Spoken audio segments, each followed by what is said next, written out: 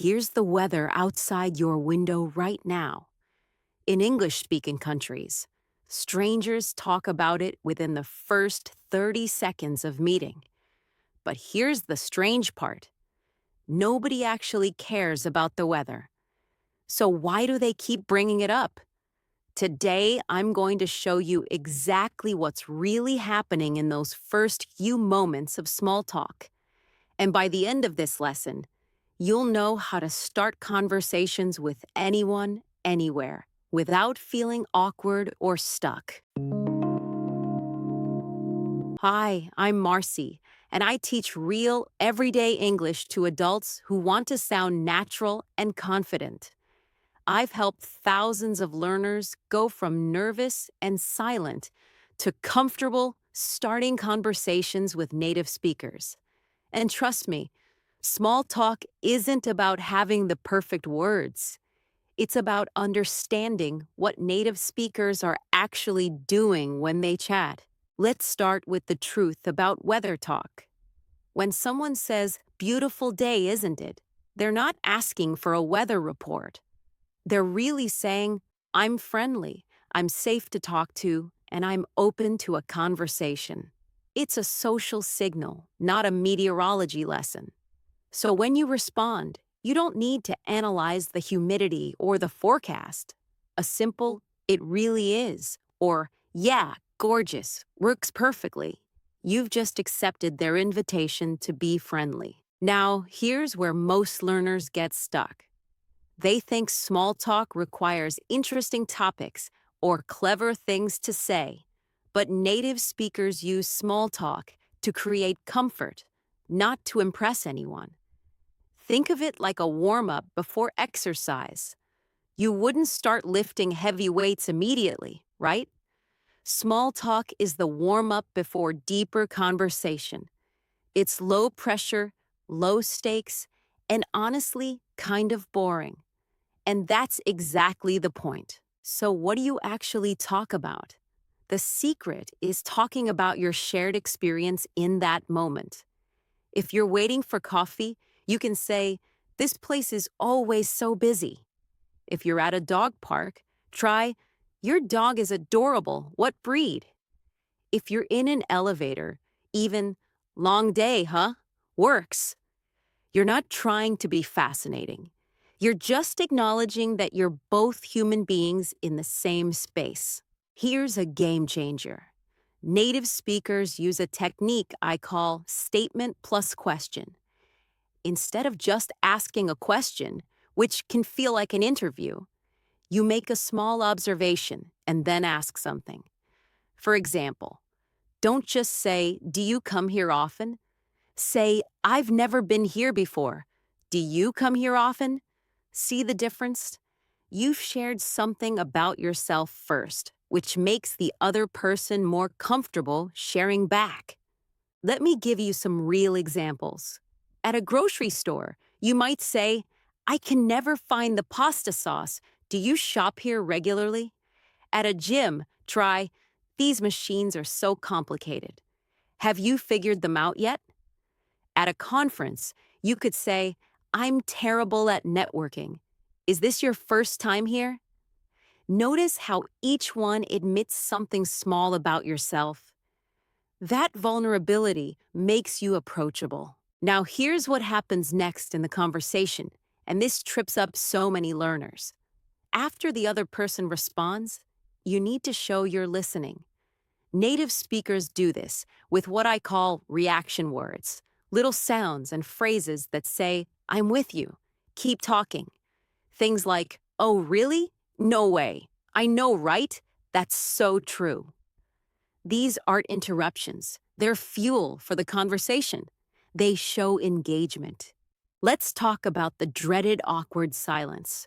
First of all, it's normal. Even native speakers have them. But here's the trick. You can use them. A brief pause is your chance to shift topics naturally. You can say, "So what brings you here today?" Or, "Anyway, I'm Marcie, by the way." Or even just, "Well, I should probably say," if you want to end the conversation politely. Silences only become awkward when we panic about them. One mistake I see constantly is learners asking really personal questions too soon. In English speaking cultures, we build up to personal topics gradually. Don't ask, "Are you married?" or "How much do you make?" in small talk. Those are big talk questions. Stick with neutral topics: the situation you're in, the weather, weekend plans, what someone does for work in general terms, or harmless observations about your surroundings. Save the deeper stuff for later. Here's another crucial point about tone. Small talk should feel light, not heavy. Even if you're having a terrible day, when a cashier says, "How are you?" the expected response is "Good, thanks. How about you?" or "Not bad." This isn't being fake, it's being polite. You're keeping the interaction pleasant and brief. Save your real feelings for friends and people you know well. Small talk has a different purpose. Let me share a powerful phrase that works in almost any small talk situation. How about you? After you answer any question, toss it back with these three magic words. Someone asks what you do for work? Tell them briefly, then say, "How about you?" They mention the weekend? Share your plans quickly and add, "How about you?" This keeps the conversation balanced and shows you're interested in them too. Now, ending a conversation is just as important as starting one. You don't need an elaborate excuse. Native speakers use simple phrases all the time. "Well, I better get going. It was nice chatting with you. Anyway, good to meet you." Or, "I'll let you get back to it." Say one of these with a smile and you're done. No explanation needed. Most people will appreciate that you're being respectful of everyone's time. Here's something that might surprise you. Small talk gets easier when you stop trying to make it perfect. Native speakers say awkward things, stumble over words, and have boring conversations all the time. The goal isn't to be brilliant, it's just to be friendly and present. When you mess up a word or say something silly, laugh it off.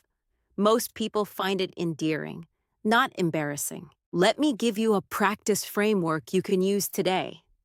Pick 3 places you go regularly. Maybe a coffee shop, your workplace, or a store. In each place, identify one shared observation you could mention to a stranger. Maybe the coffee shop always has a long line.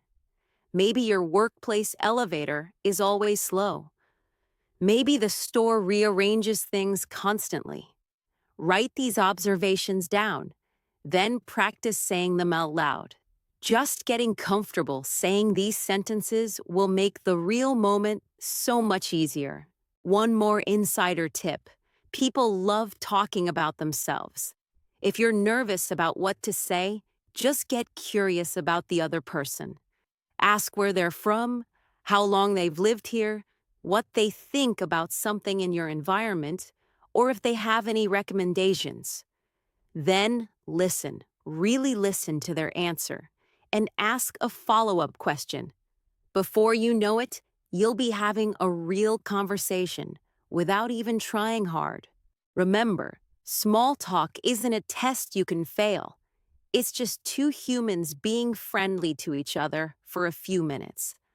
Sometimes it leads to friendship, sometimes to nothing, and both outcomes are completely fine.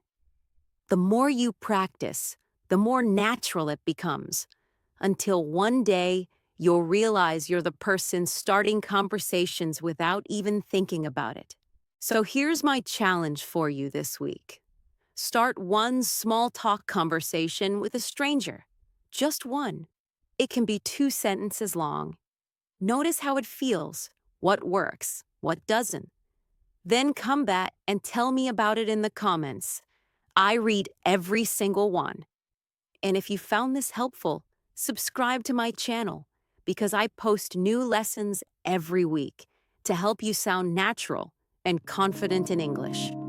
You've got this. Now go out there and talk about the weather.